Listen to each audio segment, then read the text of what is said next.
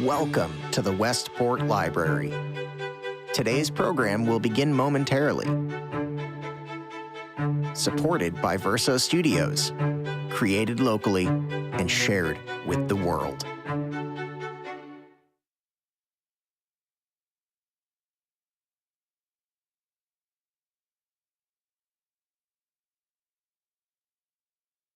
Sorry, I forgot to turn on the microphone.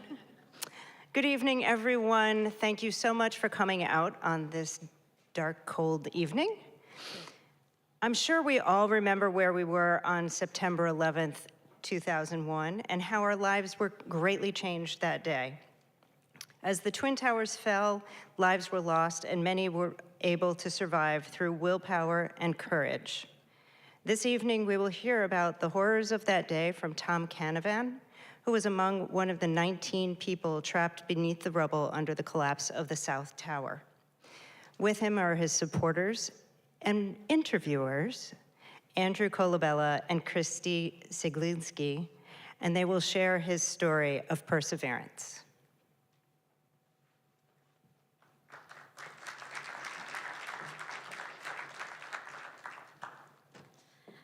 Okay, hi everyone, and thank you so much for joining us this evening. My name is Christie Seyglinski. I'm a historian, and I grew up in New Jersey in the shadow of the Twin Towers. 9/11 had such a profound impact on me, and as soon as the memorial opened, I became a volunteer there. Alongside me tonight is my good friend, Andrew Colabella. Andrew is a Westport native, born and raised, and he lost his cousin, John DiGiovanni, in the 1993 bombing. So please help me welcome Andrew Colabella. And of course, tonight, it is our very special honor to introduce our guest, Mr. Tom Canavan. Tom's story of survival on 9/11 is nothing short of emotional and extraordinary. He worked on the 47th floor of the North Tower and was exiting the building when the 110-story South Tower began to collapse on top of him. Buried beneath steel and debris, Tom was able to make his way out of the rubble and would ultimately be one of just 19 people to survive the collapse of the Twin Towers. Tom is not only a survivor, but one of my dearest friends. So without further ado, please allow me to introduce Mr. Tom Canavan.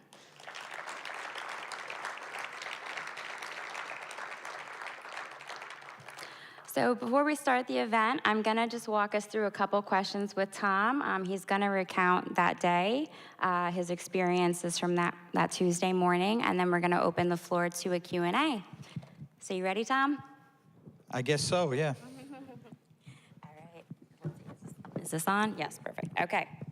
So, first, Tom, just to start, what was a normal day like for you working in the Twin Towers? Well, I had just moved upstate New York, really mid-Hudson Valley, so it's about a 2.5-hour trip to work and then home, so that was 5 hours a day. It was just like working anywhere. Nothing special. It didn't feel special at the time. You know, you don't know what you have till you don't have it anymore, right. You know. And it was just get up early in the morning, 4:30, 5 o'clock, get on the train, come down to the city, subway, and then no time, just get upstairs. I had to be in by 8 o'clock in the morning instead of 9. I was dealing with banking at the time and foreign trading, which was pretty new back in 2001. So because the markets opened a little earlier, we had to be in by 8 instead of 9. Right. And which company did you work for again? It was First Union Bank. It was just turning to Wachovia Okay. at the time. Gotcha.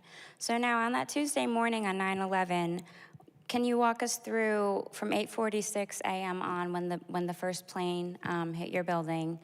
What were your steps that followed after that moment of impact? Well, we had the 47th floor, about half of the floor. We had the west side right across from Jersey, and my boss's office, of course, he was down in the south corner, so he could see the Verrazano Bridge and New York Harbor, and I mean, Statue of Liberty. He had the office.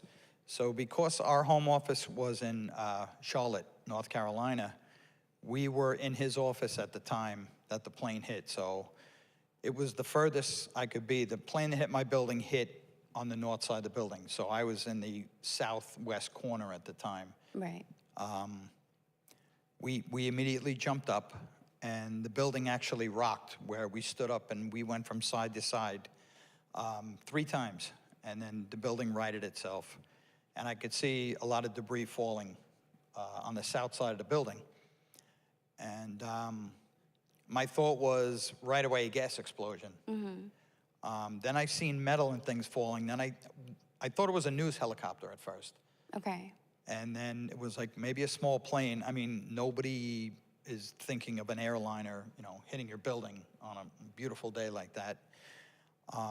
I ran out of the office. Most of the people on the floor, because we were a bank, we actually had a vault suspended on the floor with a moat. Of course, not filled with water, but it had a gate on it and a bridge. And people dealing with securities at the time, they were putting them back in the lock boxes. They were going to roll them back. And we had a satellite office around the other side of the floor. And there were 3 women that were in that office. So I went to one of my colleagues and I asked him, back in the day, we had cards that you slide, Right. the electric eyes and the slide. And I asked him to hold the door open. I was going to go check on the ladies. So each floor was 1 acre. It was 200 feet each side. Right. So I had to run around the other side of the building. And I was bigger than I am now, so running was not a very big option at the time. On the way there, I noticed a lot of the light fixtures were hanging. I could hear what seemed like water was behind the walls flowing. Were there alarms going off or anything? There were no alarms, there were no strobes, because apparently what I found out later, the plane that hit my building went straight through. So all of the communications were knocked out. Okay. I got to the side office, I opened the door, there was nobody in there. It turns out one of the women was on vacation. One left right away, smartest person ever. Yeah. She had been brand new with the company too. The minute it hit, she was gone. Yeah. And then the third person wasn't in yet because it was the first day of public school, and first day of public school, people bring their kids to school. Right. So there were a lot of people that might have been in that building any other day. So I left, but there was a staircase right outside that door. When I opened the door, it was just a mass of humanity coming down the steps. And by the time I ran back around to my side, there was smoke coming. We had one door which led to a hallway and then a staircase, but there was smoke coming out from under the door. So I took my jacket that I had at the time, my desk, I stuffed it under the door. I felt the doorknob with the back of my hand, just tapped it. Right. As they teach you, Yeah. well, back in the day, that, you know, there's smoke, and if that doorknob is hot, you do not open that door. And then I said, let's go. People were putting rags over their face. We started back to the staircase on the other side. And when we got there, you couldn't even get in.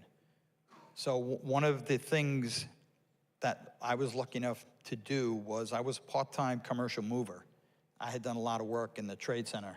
So I knew where the elevators were. I knew where the staircases were. And I went to what became Stairwell B, which was sort of the center of the building. So I ran around to that door, opened it up. There was hardly anyone coming down the steps. So I ran back to the other office again. But by then, we had 40 people working that day around. And about half of them got in the staircase. They were working their way down in the crowd. The rest came with me back to B, and we started to work our way down. Was there ever a sense of panic or No. urgency? No. Yeah. One of the things I worry about today is because of that, like, it was like people out for a walk that day. Everybody was helping each other. The lights were on. The air was being pumped into the stairwells because after the 1993 bombing, a lot of updates were done, lighting on the floors and pumping air in to keep the smoke out of the staircases. That was one of the lessons learned in 1993. So we got down probably into the 20s, and now we started to see the fire department coming up. So, you know, we were helping them, taking some of their equipment and passing it up. You know, they kept saying, keep going, keep going. I remember I poured a bottle of water over one of the firemen's head. he was sitting there sweating, and he yelled at me, "When you're trying to drown me, you know, just go." One of the people in our party, at that point, Kathy Robinson, she started to hyperventilate. And I was like, "Come on, Kathy, just keep going, keep going." Fire department said, "Leave her, we'll take care of her." And she got off onto one of the floors with some of the firefighters, and we never saw Kathy again. We worked our way down probably to the teens, and at that point, they stopped us, and they started to bring down people who were burnt upstairs. And I think that's when it started to hit everyone that, wow, this is kind of big. You know, again, we didn't know an airliner had hit. We didn't really know what had happened. And the people weren't even blinking. They were looking at you, but they didn't see you at all. They were total shock. Their body just shut down. And they brought them past us, and we were like, all right, you know what, we need to get a move on here. And as we got to the lower floors, there was water coming out onto the floor down the steps. So we took it easy. At that point, we had to slow down a bit. People were sliding around. And staircase B, there were 2 levels at the Trade Center. One was a mezzanine, which was on the street, and the other was a concourse which had the mall in it. There was about 100 stores in the mall. You never had to go outside. They had everything in that mall. Right. And when we came out, a lot of the elevator doors were askew on all of the banks, and there were just piles of rags burning in front of the elevators. A lot of the white marble had been knocked off the walls. They were cracked, it was broken. Some of the walls were seared, blackened. Again, what we found out later was when the airplanes had hit, a lot of the jet fuel went down the elevator shafts. If you were 47 floors below, a lot of people that were standing waiting for elevators were just incinerated. Those were the piles that, like, your brain never catches up. Right. To this day, there are things that it doesn't catch up. And I remember looking at it and asking, you know, what is this? And they just said, just go out into the mall, because they said, go to Krispy Kreme donuts, because in the Trade Center, everybody knew where Krispy Kreme was. And it was down on the east side and the northeast corner. And they said, just go that way where Borders books were. And we started in the mall. The emergency lights were on, the sprinklers were on, and one of the women I was with, Antoinette Duger, I said to her, kidding around, "Antoinette, do you want me to run back and get your umbrella?" Because, you know, it was Tuesday, and back in the day, Saturday was a beauty parlor day for women. And you know, her hair had just been done. I was joking with her. And as we started to go out into the mall, a lot of the huge doors, which were revolving, the glass was the safety glass. So it's sort of like the bus stops. It's plastic and glass together, but it gets very slippery when it's wet. And I was last in the line, because I'm always the border collie, you know. And as we went out into the mall, I heard a noise behind me. There was an elderly couple. They were carrying packages. So I told Antoinette, and then keep going, I'll catch up. And I went back inside. I helped the people through the doors. When I turned to catch up, I took a few steps, and then we heard this rumble and this hot air, this rush of air. And I can only imagine 1,000 locomotives coming and a thumping noise. And Antoinette, maybe 20 feet away, she looked at me, and I went, and then I realized something's coming, because, again, the air was pushing us down. And I tried to yell to her to get in a doorway. They tell you to do that in any kind of earthquakes and things. The structure is a lot sounder in the doorway. I don't think I got it out of my mouth before I was smashed to the ground, just like you'd swat a bug. Yeah. And I like to say it was the loudest quiet I've never heard. And the last thing I remember hearing was some sand trickling. And I couldn't see anything, I couldn't hear anything. But my first thought was, I'm dead. And then I started to feel warm. I said, wow, you know what, it wasn't that bad. I said, it was fast. And then I could taste grit in my mouth. It was sand or something. And I said, okay, I'm not dead. I could smell smoke. The cuffs of my pants were on fire. And a piece had fallen like a tent. And it had hit me on the top of the head. It had fractured my skull, actually, knocked me down. So I was laying underneath that. And now little fires started all around. I always think of Dante's Inferno, the book. if you look at some of the illustrations, it's like being in a cave and there are just fires burning everywhere, I mean, like hell. Right. And so I said, okay, the ceiling fell in. I'm going to climb on top and follow everybody out. So I fell for the edge, and as I started to move, somebody grabbed my ankle. And a man's voice said, if we stay here, they'll find us. To which I said, if we stay here, you're either going to suffocate or you're going to burn to death. My son turns 3 next week. My wife is pregnant, my daughter. I got a birthday party to go to, and I need to get out of here. And I started to dig.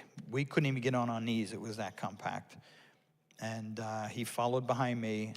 What seemed like 10 seconds was actually closer to almost 15 to 20 minutes.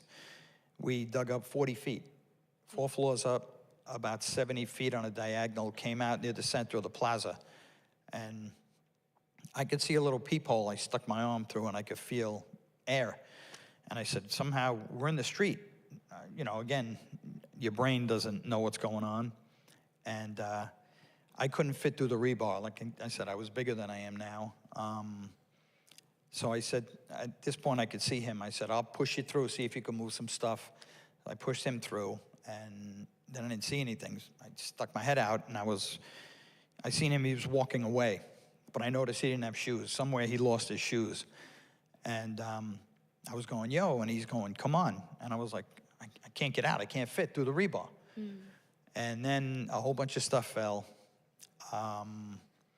He disappeared. I don't know if he fell through. I don't know if stuff hit him, but he was killed at that point. We didn't know what had fallen on top of us was the South Tower. Right. Coming down, we didn't know the other tower had been hit. I know I didn't. People I was with, we didn't feel anything. The building didn't shake or anything? No, not that I know of. But I mean, when you have, a few thousand people coming down steps, the noise and the vibration. Right. So at that point, I said, all right, I can't stay here. I squeezed through. I just scraped my body from my head to my feet. And now I'm standing on a beam. And if you ever walk in the summer on the asphalt, you feel it start to give a little in the hot weather. And I could feel the soles of my feet starting to burn. So I was moving leg to leg. It still didn't dawn on me what had happened. And now I'm looking back, and I'm full of dust, and it's like glue, concrete powder, just soaked. I'm a mess, but I don't know it at this point. And I'm looking up at my tower. I'm squinting. I see my tower up. Everything was gray, papers flying all over, embers, stuff falling. But I could see straight up, like in the movie Twister. Everything was a blue sky, perfectly above. And at that point, people that had been jumping started hitting near me. And it was like, all right, I can't stay here. Things were just flying all over the place. So I worked my way over to the left, VC Street, where there was an escalator down to the street. And the only way I could see it was a little sunlight had come through, and I could see there was a gold awning over it, and the sun reflected off it, so I went that way. When I got over there were 2 Port Authority workers in helmets, and they looked at me like they seen a ghost. And they were like, where'd you come from? I said, I was down in the mall. And he says, how'd you get up here? I said, I don't know. I'm here. So I walked down the escalator, because the survivor steps in the museum is the staircase that's under a ledge there for building number 5. So it was protected. So I got to the corner of Church Street, and I started to be interviewed by reporters. Now, again, I didn't know what I looked like or anything. And an FBI agent came along, grabbed my arm, and he said, we can't stay here. And as we started to walk away, I heard that rumble again, and I happened to glance back, and I'd seen the North Tower start to come down. And just as it started to come down, I saw off the back just 3 people hold hands and jump. And I mean, they broke apart right away, but it's sort of like it's one of those things that never leaves your mind. If you take a Raggedy Ann doll and just throw it in the air and watch it come down, that's what it looked like. And one couple of the things that I always say is, on TV, you see the building, and you see the hole in the building is this big on your TV set. What you need to do is look at a 6-story building and know that's the size of the hole in the building that the airplane made. The other thing is, on TV, you see that cloud just goes plowing up the street. So I went up against the wall and I put my hands above my head. What you don't see in that cloud are desks, file cabinets, phones, computers, tables, people, copy machines. Anything in a 110-story building is just flying everywhere. And somehow I got through that. I got to the corner by Barclay. I turned, and I got to Broadway. Started walking up Broadway, just people looking at me like I'd been a homeless guy in a fight somewhere and lost. And when I got by City Hall, there were a couple of policemen. I don't know if they were regular cops, auxiliary, Port Authority, but they called me over. They said, where you going? And I said, I had enough today. I'm going home. And they said, where do you live? I said, Poughkeepsie. And they said, well, that's like 100 miles. I said, about 80. And he said, how you getting there? I said, I'm walking. And he was like, you need to come with us. And when he grabbed me, I punched the cop. All I remember is his hat coming off. And then a bunch of them got me on the ground, and he ran his hand over my head, and it was full of blood. And he said, you hurt, you know, at so-and-so. Right. I was like, okay, you know, it was like a pin in a balloon at that point. So they threw me in an ambulance, brought me up to Beth Israel Hospital. And I was the only one there. When I got there, they threw the doors open. They had a big shower, like something you'd clean the elephants with at the circus, this big thing. And they cleaned me off, and I heard them saying he's critical. And I was like, well, who's critical? You know, I just want to go home. And they bring me inside. Now they lay me on the table. They cut my clothes off. And I didn't know what I looked like at the point, you know, at that point. They did a little sewing underneath the scalp to get my scalp back on, and I had staples. I had, I don't know, 60-something staples or whatever. My head looked like a railway depot. And while I was there, I remember the doctor taking in with his gloves and going in my mouth. And I'm like, what are you doing? And he said, I'm checking your teeth. I said, my teeth are fine. Why? He said, because you have teeth on your shirt. So I know they weren't mine. So at that point, they gave me oxygen. I went through 2 tanks because of breathing in all that stuff. People came in and interviewed me, the FBI, the CIA, could have been the Men in Black. I don't know who they were. And all the clothes were cut off and put in a bag, my melted shoes. And I got to speak to my wife, who worked in Midtown, watched it come down. Had been trying to call me. And, you know, back in the day, the cell phone was bigger than this microphone. Right. That was smashed in my pocket. Mm-hmm. So they hooked me up with a phone. I talked to her, and I said, all right, I'll meet you at Grand Central Station, because take Metro North. Meanwhile, I'm on 14th Street and, you know, 1st, 2nd Avenue in that area. And the doctor says, oh, no, you're not going nowhere. I said, okay. So when he left the room, I didn't tell my wife that. I pulled the tubes out. I went out in the hall holding the gown closed because, you know, modesty is still a thing, even when you're half unconscious. And I went to a clothing bin that was there. I grabbed a pair of dirty scrubs, blue, and I put them on. I put on melted shoes, and they had a Salvation Army bin with shirts. It was a white Van Heusen with gray pinstripes that I couldn't button the bottom, the top, and the sleeves came about halfway down my arm. And I still had blood around my eyes. I had a big bandage on my head. At that point, I was starting to look like a raccoon with, you know, purple and yellow. And I walked out of the hospital. I grabbed my bag of clothes. I walked out. I got about halfway there, and I said, I better call and make sure, you know, my wife knows I'm coming now. The phones were down, but I was able to call back home to my mother-in-law, who was watching my son. My son was turning 3 the following week. And she relayed the message to my wife, but I had no change. Back in the day, the phones were, you know, a quarter, I think they were still. And I went into this laundry. It was a laundromat there. And I took this dollar that was stained and bloody, and I opened it up, and I put it on the counter, and I asked the woman, can I get 4 quarters? To which she said, we don't have change. And I'm like, you're a laundromat.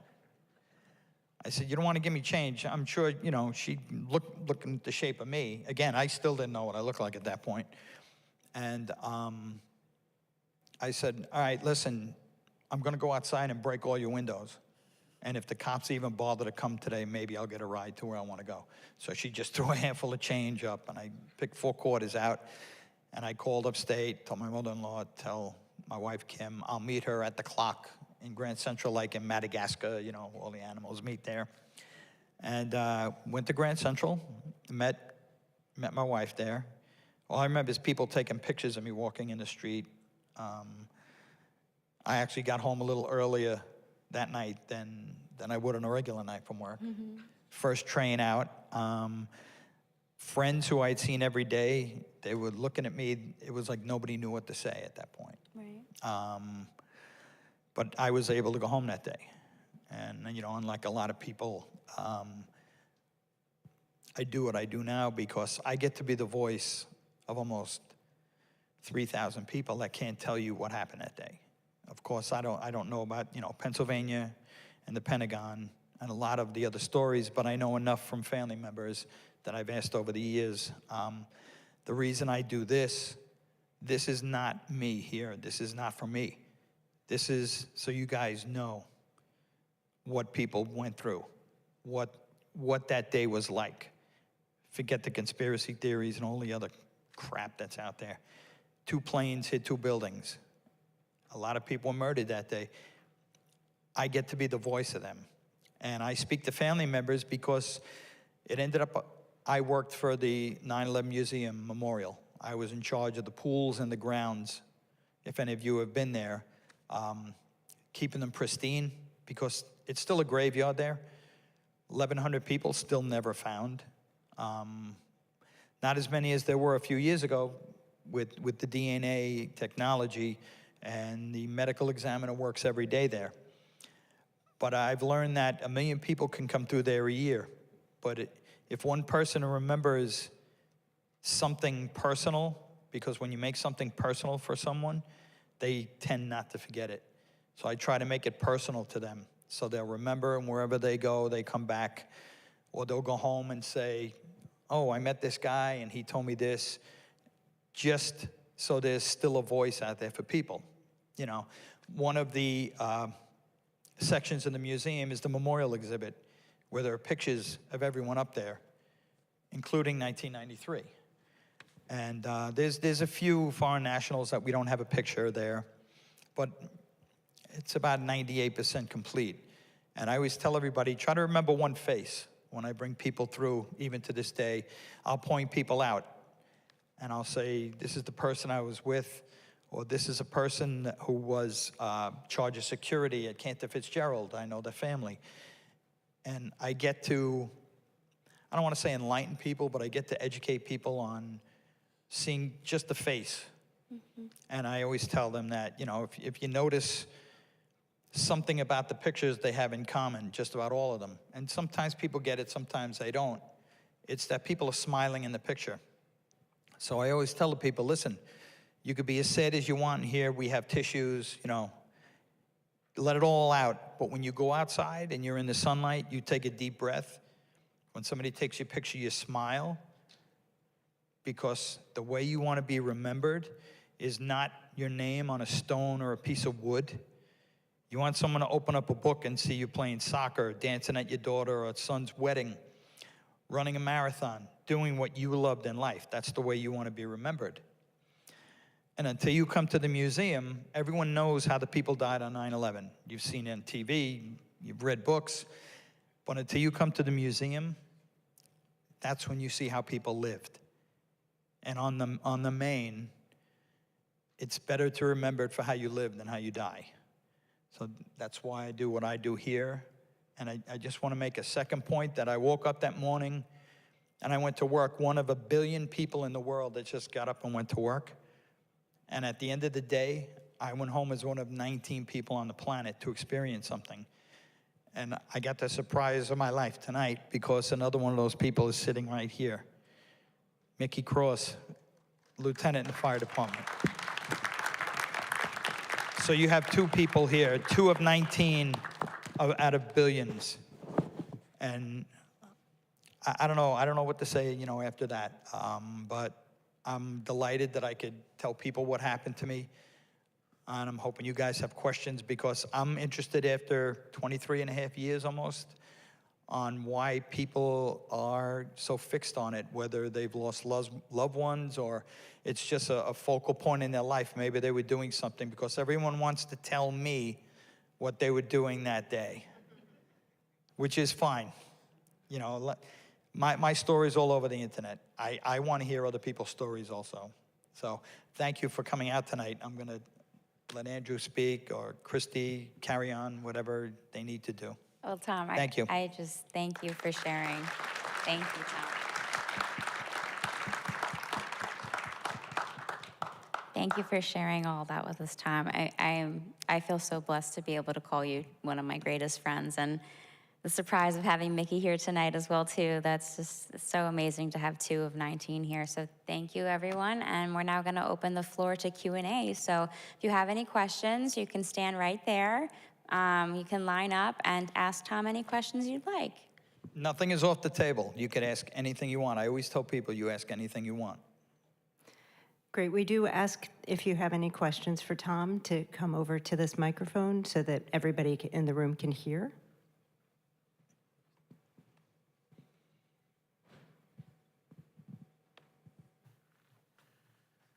It's an incredible story. My question is, when did you learn just like the full extent of what had happened that day? Like, when did you learn that both towers were gone, the Pentagon had been hit? When did you get the full picture?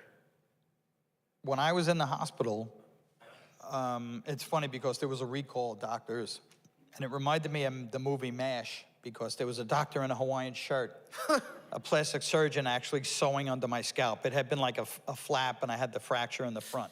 Ouch. And I'm watching the TV, and they got the stapler, they're stapling my head, and I'm watching TV, and I'm watching the towers come down, and I'm saying, like, what happened? And they were looking at me like, you were there, what are you talking about? And he said, that can't be. You know, again, your brain doesn't catch up. That's what happens with the PTSD. I think the first 20 years, if I slept 8 hours in one night, it was probably less than 10 times over 20 years. I got used to being 3 or 4 hours of sleep. And it's not a nightmare, it just replays. And it says, why didn't you leave right away? You should have known better. Why did you delay? Why did you run to the office? Why didn't you get everybody out? You know, we lost 4 people that day. There's nothing worse than leaving people behind. You know, you learn that in the military too, that there's no closure, even to this day, being a graveyard there, like I said. I don't think the full story is done yet at this point also. Because again, there are people that were identified a few years ago from things found stuck on buildings 10, 12 blocks away. Like, how did they know what to look for? And it's DNA. Mostly the people that were on the planes. Wow. Yeah, you know, there's so many small details of things that you don't think about. No human being should see, hear, and smell the things that the senses picked up that day. It doesn't make sense to you. You know, in the museum, the medical examiner's office has over 23,000 pieces of bodies. Like, all right, so 2,000 people out of almost 3,000 were at the Trade Center and the planes. You could picture a torso mutilated, arms, legs, head. How do you get your body in 2,000 pieces? You know, like your brain can't compute that.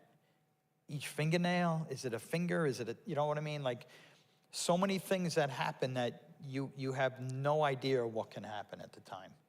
You've never thought of these things. And like I say, to this day, I don't think the full picture has even really been done yet. Because you have people out there, you know, the fake news or whatever, the conspiracy theorists. I see these people all the time. I will not confront them. I see people on the plaza out there, they're taking selfies and making duck lips. And to me, it's like, it's okay. You come to the city, you visit, spend all your money and go home. You know, you don't get it. And in a way, I'm glad you don't get it, because ignorance is bliss. Because if you did get it, you'd hurt. So you live your life. Sooner or later, something traumatic most likely will happen to you. You lose a loved one, your parents, whatever. You don't get over it like people tell you 23 years later. I've had people say, you need to get over it. No, I don't. I will never get over it. I will deal with it, and I will move forward. But there's no getting over it. But you don't understand that unless you went through it. So, I don't know. I hope that answered your question, because, yeah. Do you find working at the memorial, is it like, I don't want to say like, you know, does it help, like, you to, deal with it? Like, maybe not get closure, but does it help? But is it somewhat therapeutic, working down there for you? Oh, for sure.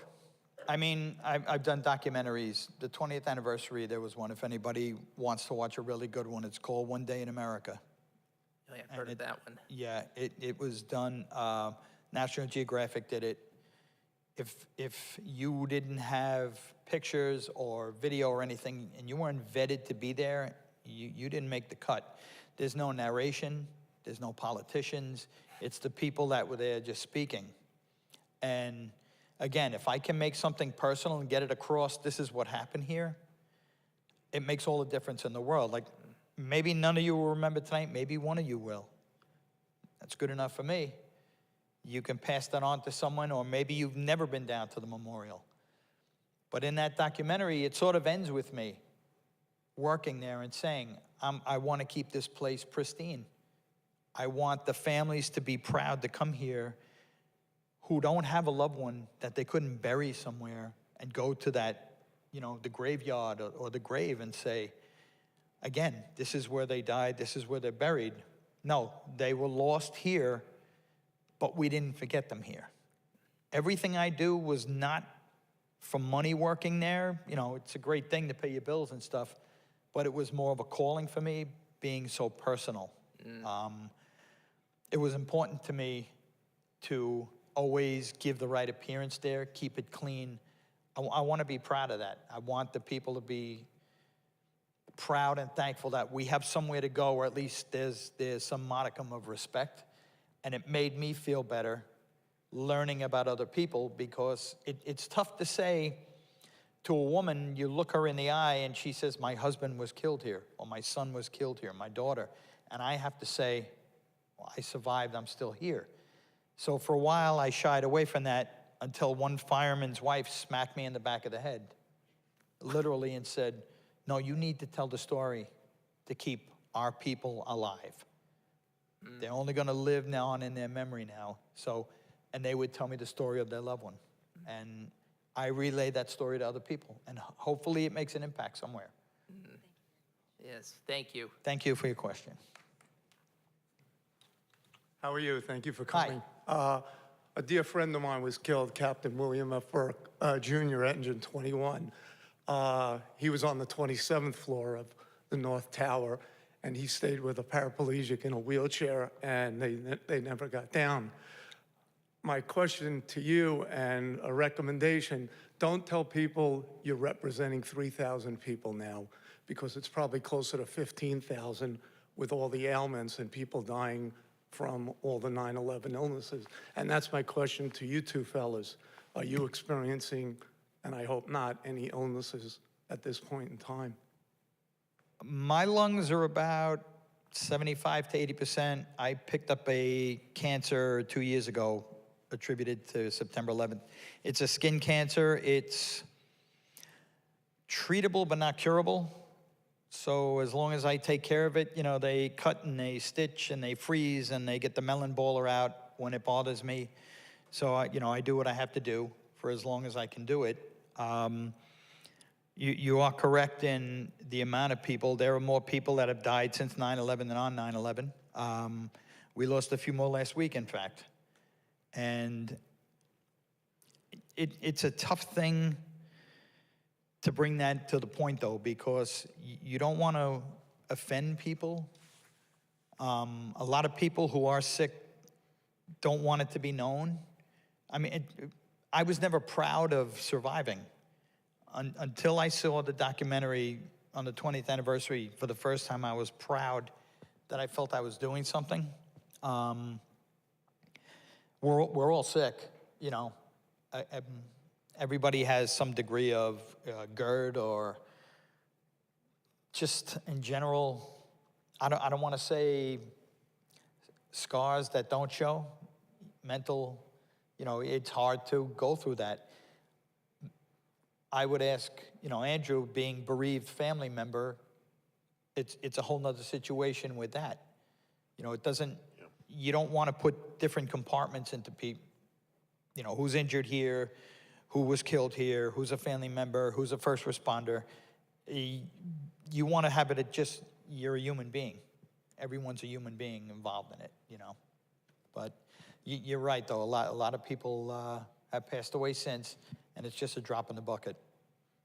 Up to about, I go to the museum a couple times every year, and they're finally starting to do a memorial later on 9/11 where they honor those that have been killed by illness.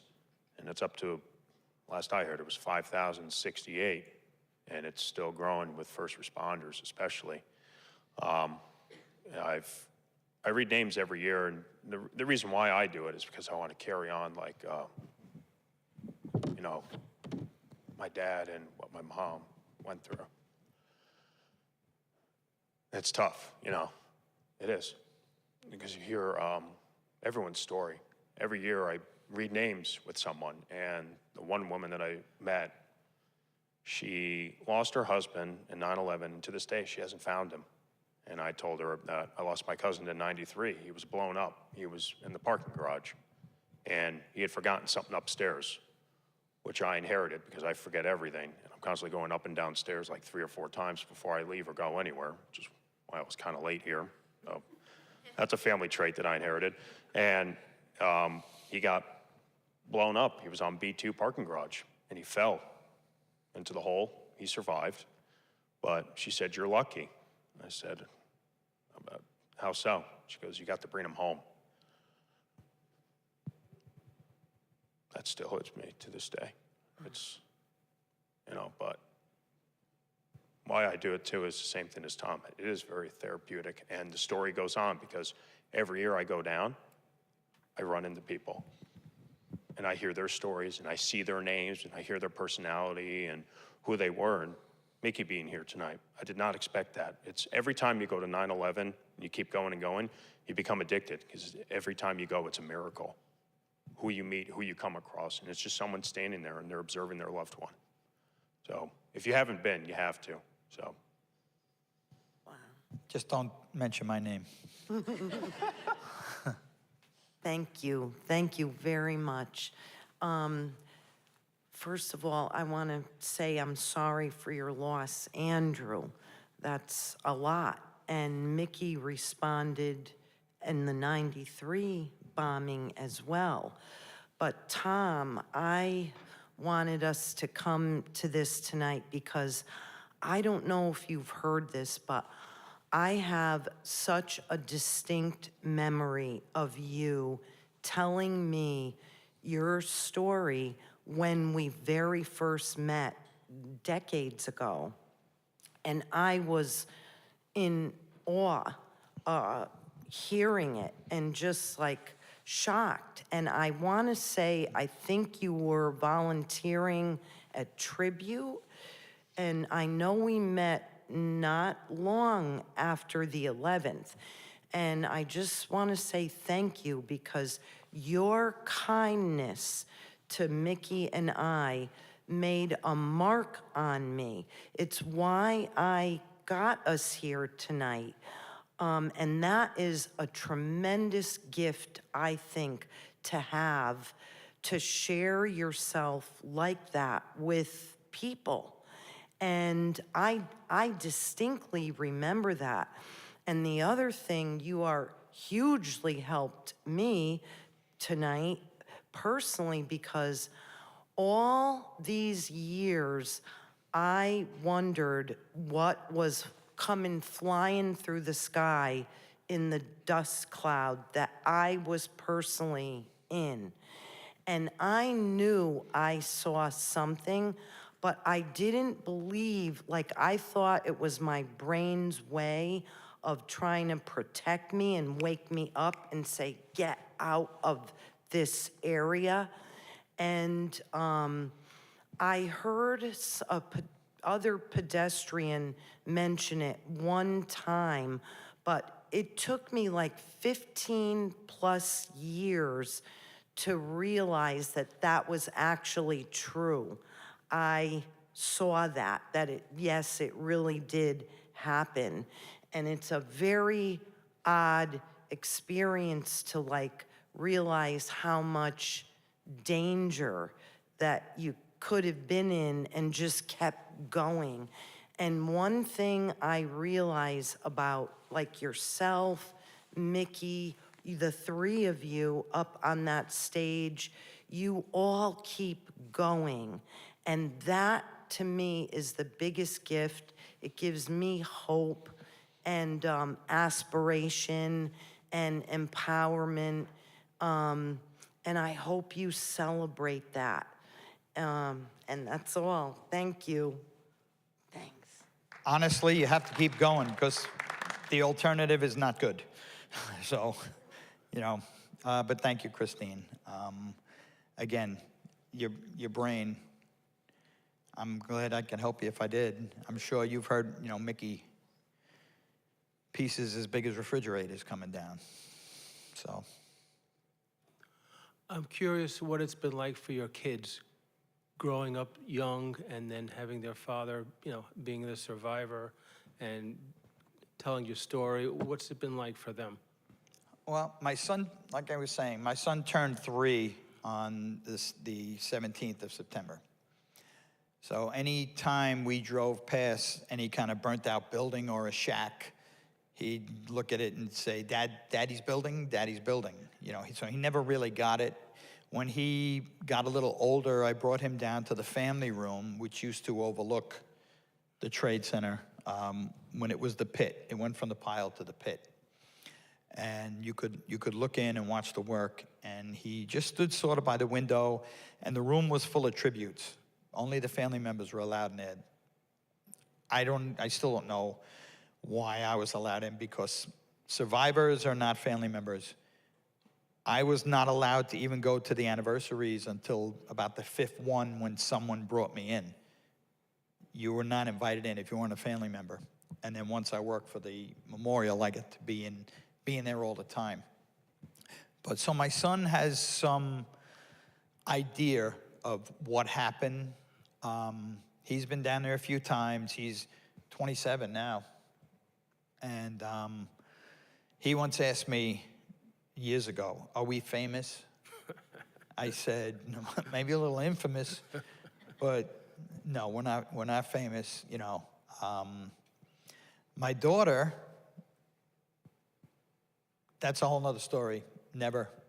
She was not part of it. She was born early due to the stress from my wife. She's actually born the day before my birthday in March, because I walked my wife up and down the hospital saying, your daughter needs her own birthday. She don't need to share with me. I walked her around the block, and she had the baby the day before, so that worked out well. But her recollection is not much. She's been down there with school, like her class went down there, and I think she was a little more embarrassed saying, this is, you know, here's my dad, you know, head down. And again, I'm glad because they don't go through the pain. I'm divorced from my wife now for years. I live close to the kids. One of the things I regret is early on, they were very young. A lot of people were getting sick and dying. And we had asked the job, you know, what do you have any plans to take care of workers? And they just replied back, contact the New York State Board of Compensation. So I knew my days at the bank were going to be numbered. I left. I went into the moving full-time to become a project manager. They eventually did away with that whole group. So everybody was out of a job that did that group. They said they were moving it back down, you know, to Charlotte. Okay. So with my daughter, she doesn't, again, have the recollection of being around at the time. So I tend to leave her out of it. And again, my regret is that they were young, nothing was being done. So I was torn between how close do I want to be to my kids? At this age, my son is 4, 5, and my daughter's a newborn. Do I really want to get close to my kids and get sick and die? Or do I want to sort of keep them at arm's length, let them know I'm here, but not get that close so they don't have to feel the pain of losing a father? I went the latter route. They're still around today, so, you know, it didn't turn out like I planned. But again, that's something I live with. That's my biggest regret for September 11th. Nothing else that I've done since then. But she goes along her way, and, you know, she just graduated from UConn, so I'm happy about that. I have one other question I'm curious about. How closely did you follow the history of what happened there, and what were your thoughts as, like, you know, America tried to, like, find the perpetrators and all that? Like, did you feel hate and carried that for a long time? Well, first off, I am the history of it. I was the only living relic working at the museum, basically. As far as any kind of feeling happy, I remember the night bin Laden was killed 10 years later. Didn't do anything for me. It's like, okay, so he's dead. All the young people were out in the street celebrating again. I think it's the people that don't understand it, that were young at the time, that they see this as something great or something, you know, to party about. Yeah, you know. It didn't change anything for me. My friends were gone. The people I worked with were gone. The trauma I suffered was still there. That didn't do away with it. Is it a good thing? Sure. Did it lift the spirits of people? Good. For me personally, the guy was living, you know, basically like in a prison cell. He couldn't come out, he couldn't do this, he couldn't do that. So, you know, what am I gonna say? People liked it. I couldn't, you know, again, it didn't matter to me. Thank you. It's funny that you bring that up, because if you think about the Oklahoma City bombing with Timothy McVeigh, he killed 160 people. He was tried and convicted and put to death, and what I would say, all deliberate speed. It was a few years, if that. Since 2001, they're sitting in Guantanamo Bay, and the 9/11 case is sitting on a judge's desk in the Southern District of New York to this day. I've been asked by Detective John Ryan, who not only found my cousin's headstone, but is an advocate for 9/11 family members and survivors, to go to Guantanamo Bay as a character witness, because the last thing we want to do is to see this case go out of the military court, because in the military court, you could be tried, convicted, and put to death. And if it goes to a civil court, it's not good. But I would agree with you that I'm pretty disappointed that, you know, it's taken this long to prosecute these terrorists. But then again, you killed Osama bin Laden, another person's just gonna rise. And from what I've seen in the last decade, just more terrorist cells, just growing and growing and growing. So. It's funny because I turned down going to Guantanamo Bay, because I said for years, I want to go and I want to look them in the eye and call them a piece of you-know-what to their face, what they are. And then I thought about it, and I said, you know what? It isn't going to matter me saying anything like that. They don't care. They're not going to do anything. As long as they get information from these people, they're not going to do anything. They're going to, you know, like any kind of government bureaucracy thing. It's just, you got to throw your hands up at one point and say, all right, this is the reality of it, and focus more on my life than worried about their life, because that's what means more to me. Their victims mean more to me than they do. So that's where my focus is. I also am friends with Oklahoma City bombing people, because I've gone out there for 25 years. I actually stay in their home. There's a bunch of us that go out there. We stay with them in April. They come here in September they won't stay with me. I live too far out of the city. They like to shop and stuff, the ladies. So they stay in hotels. But we actually stay in their homes. They open their doors to us because they were really the first to experience a terrorist attack. And 2 of the women I know actually watched closed-circuit TV when they put McVeigh to sleep. And it didn't do anything for them either. So. Tom, thanks for sharing your personal story with you. I'm going to get personal a different way. Were you religious or faithful before, or how did this event change you from this perspective? Well, I'm brought up Catholic, so I was beaten by the best nuns and brothers money could buy. Catholic high school, Catholic grammar school. I was an altar boy because I liked the money on the weddings and the funerals, get me out of class, and plus you made some money, you know. Like anything else, I don't believe you have to go to a certain building on a certain day at a certain time to talk to God. It was always 9 o'clock mass, 9 o'clock mass on Sunday. You had to go, you had to go, you had to go, and your parents had to give the envelopes. That school ended up shutting down years ago now. I don't know, maybe nobody wanted to pay them anymore, who knows. In my own way, I'm religious, but I don't adhere to, sort of like people ask me, you're left or right. I say I'm in the middle. I'm in the common sense party. What makes good sense to me, how I want to live my life. I want to be able to lay my head in a pillow every night and go to sleep. I want to not worry about, did I do the right thing? If you always do the right thing, you don't have to worry about doing the right thing. So as far as religion, yeah, I'm religious in my own way. Catholicism, yes. Christianity, yeah. I'm part of a Jewish organization, and I love them, and they treat me well. The food is, you know, and I can't talk to them from Friday night to Saturday night. I have to ring the elevator for them or, you know, open an electric door or whatever. And I like that because it shows that people can get along without having to kill each other because of what they believe in. So. Okay. Thank you. I hope that answered your question. Yeah, I just didn't know if this changed you in any way. No? Not really. Okay. Tom, thanks very much for sharing your story, and it's an honor to meet you and a privilege. You were saying you like to hear stories. I'll share mine briefly real quick.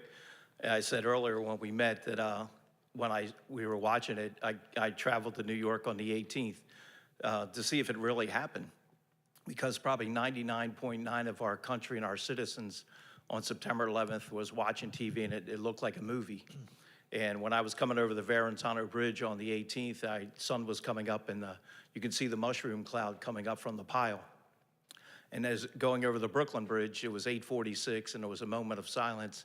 And when I parked, and it was the first time I've ever smelled death, and just a smell that I'll never forget. And walking around the streets that day, and put me on my purpose in life. I didn't know anybody that, you know, tragically was killed that day or lost, or even since then, but put me on my purpose is when I got back in my car at 7 o'clock that night.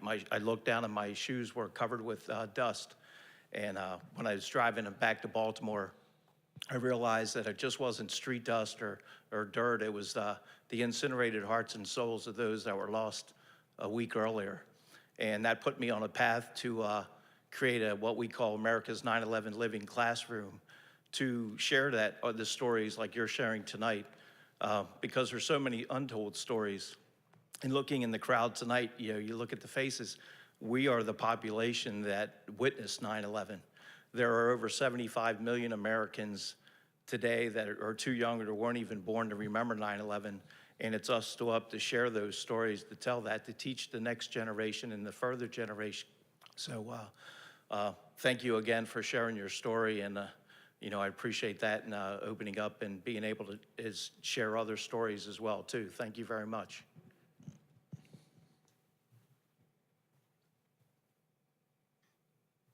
It's hard to follow that one, but I want to thank you, Tom and Christie, and everybody here, Andrew, and everybody. Thank you all for coming out this evening, and have a wonderful night. And I'm sure we'll be thinking about this for a while. I just got two quick questions. We're done. and I'm going to make this real quick. Did they ever decide where the plane was going? It crashed in Philadelphia. You mean Shanksville? Yes. Washington DC, it was on the path to either, they don't know if it was the Capitol, the White House, something in Washington. Second quick question. Don't be mad at me. Have you been to Westport before? No. Well, what I want to share with you is that in this town, we have built a beautiful memorial for the people that died in 9/11. It's down in Sherwood Island on the water. And unfortunately, it's a little dark down there tonight, so you can't go down there. But if you do decide to come back again, it's worth driving down and walking down there and seeing the memorial that this town built. And then there's also a wall that's part of the memorial with everybody's names on it. So that's it. Thank you very much for everything tonight. Maybe someday. It was hard enough for me finding this place. Thank you, everyone. Thank everybody for coming, and Mickey and Christine, I love you guys. Thank you for showing up, man. You made my night.